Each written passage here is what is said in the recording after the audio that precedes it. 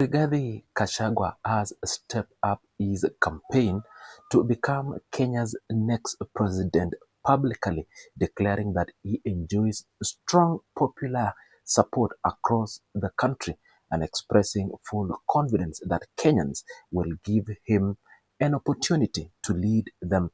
The former deputy president made the declaration during the BBC interview, positioning himself as the opposition's most credible candidate to unseat President William Ruto in the 2027 general election.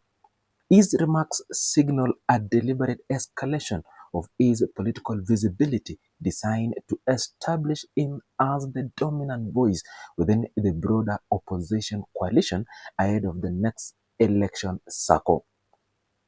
Gashagua's presidential ambition was set in motion by his dramatic fallout with Ruto in 2024, which culminated in his impeachment from the deputy presidency seat on October 17 of 2024.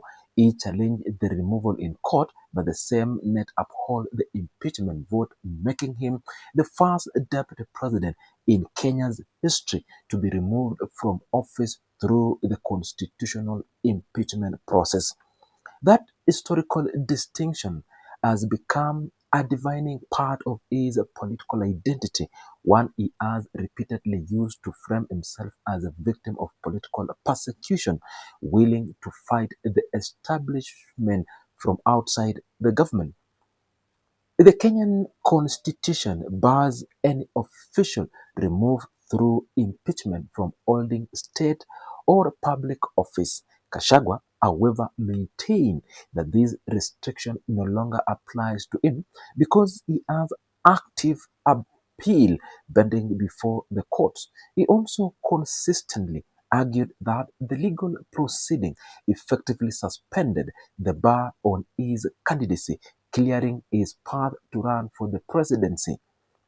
His legal team has kept the case alive, and Gachagua has presented the appeal as sufficient grounds to proceed with campaign level activities while the matter remains unresolved in the judicial system.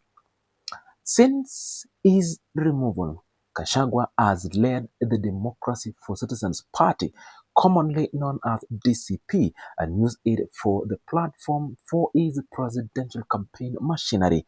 He has held rallies across multiple counties, and in January 2026, DCP allied leaders formally endorsed him as their preferred candidate to carry the opposition presidential ticket.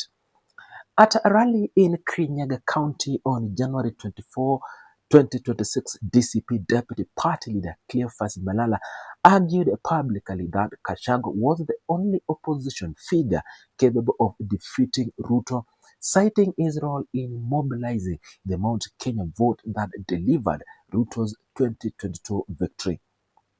The one-term narrative, derived from the phrase one term, has been the centerpiece of Gashagua's messaging strategically since his exit from government. He has used the rally call to frame the 2027 election as an referendum on Ruto's first term, arguing that the president has failed to deliver on promise and must be sent home.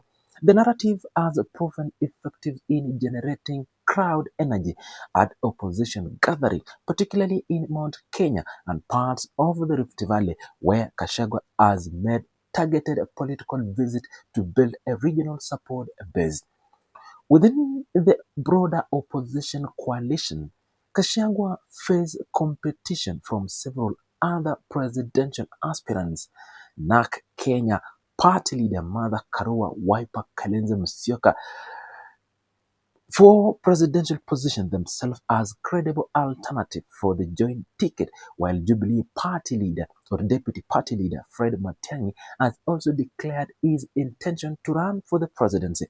The opposition has agreed in principle that will be field a single candidate against Ruto, with each aspirant expected to consolidate support within their own strongholds before a final selection process determine the flag bearer.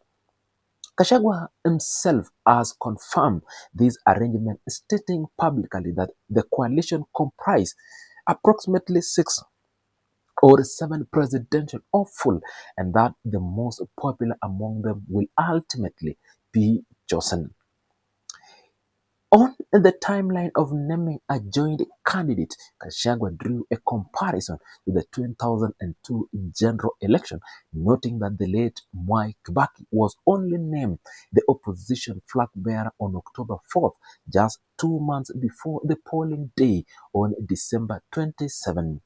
He used these precedents to argue that there was no urgency in revealing the coalition candidate, suggesting that the announcement could come between March and April of 2027.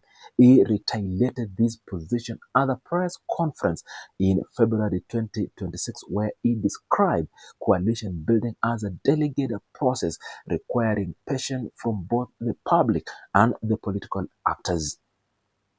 Trans Nzoia Governor George Natembeya emerged in mid-March 2026 as a notable dissenting voice on Gashagua's candidacy.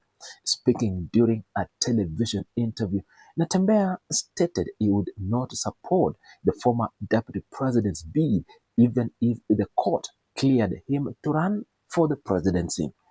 The governor argued that Kenya should embrace a rational approach to the presidency, pointing out that the Mount Kenya region had already produced or contributed heads of state for nearly 3 decades since independence in Kenya. His remarks indicated that Kashago's candidacy, while popular in some circles, faces resistance even from within the broader opposition allied political community.